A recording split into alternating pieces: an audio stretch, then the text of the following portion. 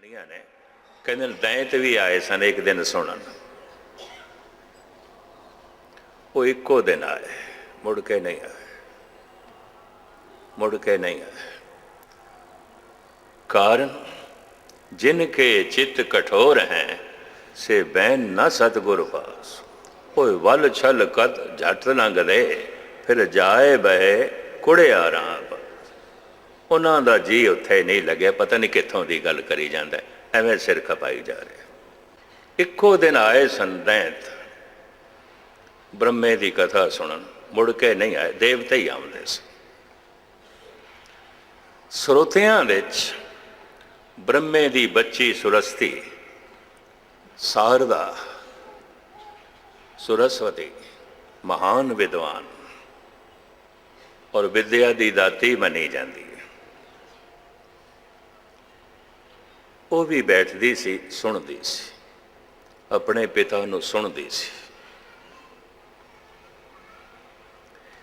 ਇੱਕ ਦਿਨ 16 ਸਿੰਗਾਰ ਦੀ ਕਥਾ ਕਰ ਰਿਹਾ ਸੀ ਬ੍ਰਹਮਾ। ਦ੍ਰਿਸ਼ਟੀ ਟਿਕੀ ਸੁਰਸਤੀ ਤੇ ਟਿਕੀ ਰਹਿ ਗਈ, ਦ੍ਰਿਸ਼ਟੀ ਹਟੀ ਨਹੀਂ। ਲੋਚਨ, ਲੋਚਾ ਇਹ ਹਟੀ ਨਹੀਂ, ਲੋਚਾ ਹਟੀ ਨਹੀਂ, ਵੇਖਣ ਦੀ ਲੋਚਾ ਹਟੀ ਨਹੀਂ। ਹੁਣ ਸੁਰਸਤੀ ਜਿਹੜੀ ਇਤਨੀ ਗਿਆਨਵਾਨ ਸੀ, ਉਹਨੇ ਦੇਖਿਆ ਜਿਹੜੀ ਲੋਚਾ ਹੈ भ्रष्ट हो गई है, ये जी दृष्टि है मैली है, भावें मेरा पिता है, दृष्टि मैली है। अखां दस देंदियां ने, अंदर क्रोध होवे अखां ही तो दसदियां ने, कौन दसदा है? अंदर लोभ होवे अखां ही दसदियां ने, अगर किसी को पढ़न की जांच आवे। सुरस्ती चूंकि सूझवान सी, उन्हें देख लिया, वो सामने तो उठ के ना सज्जे पासे आन बैठे।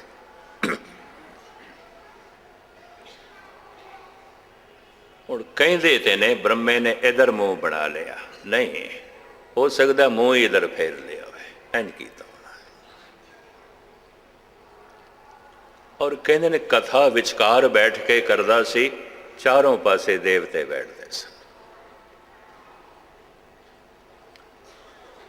ਜਿਹੜੇ बहुत ਵੱਡੇ ਵੱਡੇ देवते सन वो अगे बैठते सन, सामने बैठते सन, फिर उन्होंने चेले, उन्होंने शिष वो पिछे बैठते सन और चारों पासे बैठते सन।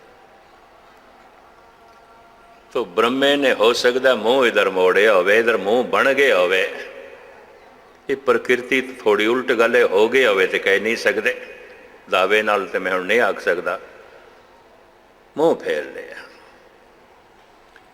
कि सुरस्ती ने देखा तो दृष्टि मेरे थे, वो सज्जे तो उठ के ना इधर खब्बे पासे आन बैठे। संगतां ते चारों पासे बैठियां सन, ब्रह्मे ने खब्बे पासे मुंह मोड़ लिया। दृष्टि फिर सुरस्ती थे। कहते ने ये कौतक शिव जी ने देखा, उन्होंने क्रोध चढ़ गया, भाई इतना ज्ञानी, इतना सूझवान, इतना महान पंडित ये कर के ही रहे। जैसे सुरस्ती पीछे बैठी ना, वो पीछे अपने आप को मोड़ बैठा। कहते ने त्रिशूल नाल ब्रह्मे का सिर ही वढ़ दिता। लंबी चौड़ी कथा है, फिर किवें जुड़िया। ब्रह्म हत्या लगी शिव जी नूं।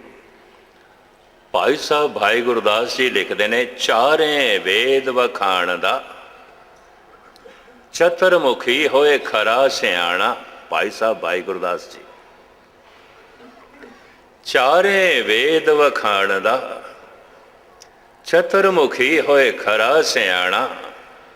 लोकां नूं समझाएंदा वेख सुरस्ती रूप लुभाणा।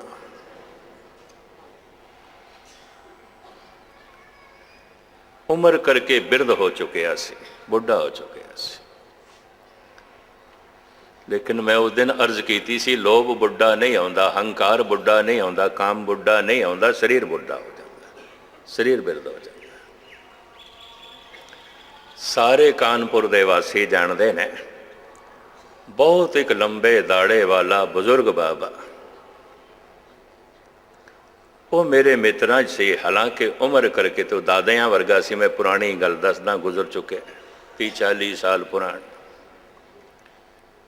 ਫਿਰ ਉਹਨੇ 88 ਸਾਲ ਦੀ ਉਮਰ ਦੇ 'ਚ ਵਿਆਹ ਕਰਾਇਆ।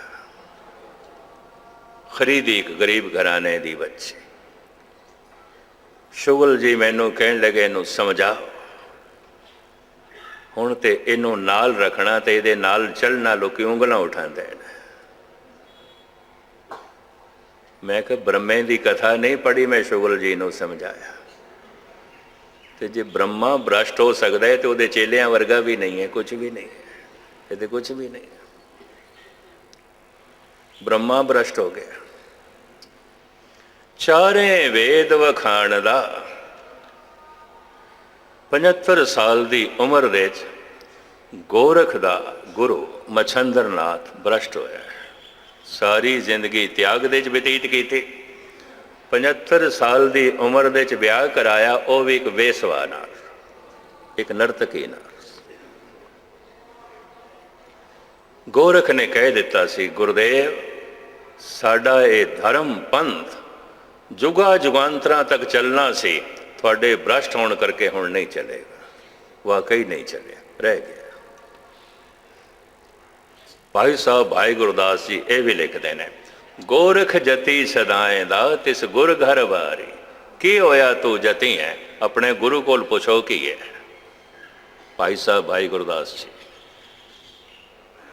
ਤੇਰਾ ਗੁਰੂ ਤੇ ਬੁਢੇਪੇ 'ਚ ਭ੍ਰਸ਼ਟ ਹੁੰਦਾ ਹੈ। ਚਾਰੇ ਵੇਦ ਵਖਾਣ ਦਾ ਚਤੁਰਮੁਖੀ ਹੋਏ, ਖਰਾ ਸਿਆਣਾ ਲੋਕਾਂ ਨੂੰ ਸਮਝਾਏਦਾ। ਵੇਖ ਸੁਰਸਤੀ ਰੂਪ ਲੁਵਾਣਾ। ਇੱਥੇ ਇੰਦਰ ਤੇ ਬ੍ਰਹਮੇ ਦਾ ਇਸ ਵਾਸ਼ਨਾ ਕਰਕੇ ਭ੍ਰਸ਼ਟ ਹੋਣ ਦਾ ਜ਼ਿਕਰ ਸ਼੍ਰੀ ਰਵਿਦਾਸ ਜੀ ਮਹਾਰਾਜ ਕਰ ਰਹੇ ਨੇ। ਹਮ ਕਈਅਤ ਕਲਯੁਗ ਕੇ ਕਾਮੇ, ਇਸ ਨੂੰ ਆਧਾਰ ਬਣਾ ਕੇ ਭਗਤ ਰਵਿਦਾਸ ਖੁਲਾਸਾ ਜੋ ਹੈ ਕਰੀ ਜਾਂਦੇ ਨੇ। ਹਾਂਜੀ, ਏਨ ਦੂਤਨ ਖਲ ਵੱਧ ਕਰ ਮਾਰਿਓ। ਇਹਨਾਂ ਨੇ ਕਾਮ ਦੇ ਦੂਤਾਂ ਨੇ ਮਾਰਿਆ ਐਸਾ ਜਿਵੇਂ ਖਲ ਨੂੰ ਮੂਰਖ ਨੂੰ ਮਾਰੀਦਾ, ਭਾਵ ਮੂਰਖ ਬਣਾ ਦਿੱਤਾ। ਕਾਮ ਨੇ ਇੰਨੇ ਸਿਆਣੇ ਮਨੁੱਖਾਂ ਨੂੰ ਮੂੜ ਬਣਾ ਦਿੱਤਾ। ਇਤਨਾ ਚਤੁਰਮੁਖੀ ਸਿਆਣੇ ਨੂੰ, ਚਵਾਂ ਦਿਸ਼ਾ ਦੀ ਗੱਲ ਜਾਣਨ ਵਾਲਾ, ਹਰ ਪਾਸੇ ਦੀ ਗੱਲ ਜਾਣਨ ਵਾਲੇ ਨੂੰ ਮੂੜ ਬਣਾ ਦਿੱਤਾ। ਉਹ ਇੰਦਰ ਇਤਨਾ ਸ਼ਕਤੀਸ਼ਾਲੀ, ਇਹਨੂੰ ਮੂੜ ਬਣਾ ਦਿੱਤਾ। ਔਰ ਖੂਬ ਮਾਰ ਇਹਨਾਂ ਦੇ ਉੱਤੇ ਪਈ ਰੱਬੋਂ। ਹਾਂਜੀ, ਵੱਡੋ ਨਿਲਾਜ ਅਜਹੂ ਨਹੀਂ ਹਾਰਿਓ। ਰਵਿਦਾਸ ਕਹਿੰਦੇ ਨੇ ਮਨ ਬੜਾ ਨਿਰਲਜ ਹੈ, ਬੜਾ ਨਿਰਲਜ ਹੈ। ਇਤਨੀ ਮਾਰ ਖਾ ਕੇ ਵੀ ਹਾਰ ਨਹੀਂ ਮੰਨਦਾ, ਨਹੀਂ ਮੰਨਦਾ। ਭਾਵੇਂ ਜਨਮਾਂ ਜਨਮਾਂਤਰਾਂ ਦੇ ਦੁੱਖ ਹੋਵਨ, ਇਹ ਨਿਰਲਜ ਹੈ, ਨਹੀਂ ਮੰਨਦਾ। ਇਹ ਹਾਰ ਨਹੀਂ ਮੰਨਦਾ, ਹਾਰ ਨਹੀਂ ਮੰਨਦਾ। ਔਰ ਉਸੇ ਹੀ ਵਾਸ਼ਨਾ ਅਧੀਨ ਅਨਰਥ ਕਰੀ ਜਾਂਦਾ, ਕਰੀ ਜਾਂਦਾ। ਹਾਂਜੀ, ਕਹੈ ਰਵਿਦਾਸ ਕਹਾਂ ਕੈਸੇ ਕੀਜੈ। ਹੇ ਪ੍ਰਭੂ, ਰਵਿਦਾਸ ਜੀ ਕਹਿੰਦੇ ਨੇ, ਦੱਸੋ ਮੈਂ ਹੁਣ ਕੀ ਕਰਾਂ। ਇੰਨੇ ਵੱਡੇ ਵੱਡੇ ਗਿਆਨੀ, ਇਤਨੇ ਵੱਡੇ ਵੱਡੇ ਸ਼ਕਤੀਸ਼ਾਲੀ, ਜੋ ਗੱਲ ਬ੍ਰਹਮੇ ਨਾਲ ਹੈ ਗੁਸਤਾਖੀ ਮਾਫ, ਇਹੀ ਗੱਲ ਸ਼ਿਵ ਜੀ ਨਾਲ ਵੀ ਹੈ, ਇਹੀ ਗੱਲ ਵਿਸ਼ਨੂੰ ਨਾਲ ਵੀ ਹੈ। ਹੈਰਾਨਗੀ ਹੈ। ਵਿਸ਼ਵਾਮਿੱਤਰ ਨਾਲ ਵੀ ਹੈ, ਸ੍ਰਿੰਗੀ ਰਿਸ਼ੀ ਨਾਲ ਵੀ ਹੈ। ਮੰਨੇ ਹੋਏ ਟਾਪ ਦੇ ਮਹਾਤਮਾ ਅਗਰ ਇਤਨੇ ਪੁਰਸ਼ ਭ੍ਰਸ਼ਟ ਹੋਏ ਨੇ ਤਾਂ ਅੰਦਾਜ਼ਾ ਲਾ ਲੈਣਾ ਇਤਨੀਆਂ ਇਸਤਰੀਆਂ ਭ੍ਰਸ਼ਟ ਸਨ, ਭ੍ਰਸ਼ਟ ਸਨ। ਦਸਮ ਗ੍ਰੰਥ ਦੀ ਇੱਕ ਪੰਕਤੀ ਮੈਂ ਤੁਹਾਡੇ ਸਾਹਮਣੇ ਰੱਖਾਂ।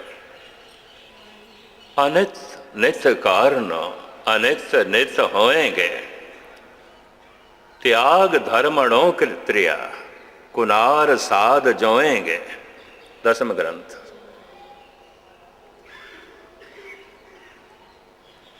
ऐसे कर्म जो अनीति ने नीति नहीं ने अनीति ने नित होणगे। कलगीधर पातशाह कहते नित होणगे। ਅਨੀਤ ਕਰਮ ਅਨੀਤੀ, ਨੀਤੀ ਨਹੀਂ ਅਨੀਤੀ, ਇਹ ਨਿਤ ਹੋਣਗੇ। ਤਿਆਗ ਧਰਮ ਅਣੋ ਤ੍ਰਿਆ, ਕੁਨਾਰ ਸਾਧ ਜੋਏਂਗੇ। ਇਸਤਰੀਆਂ ਆਪਣਾ ਇਸਤਰੀ ਹੋਣ ਦਾ ਧਰਮ ਬਥੇਰੀਆਂ ਛੋੜ ਦੇਣਗੇ।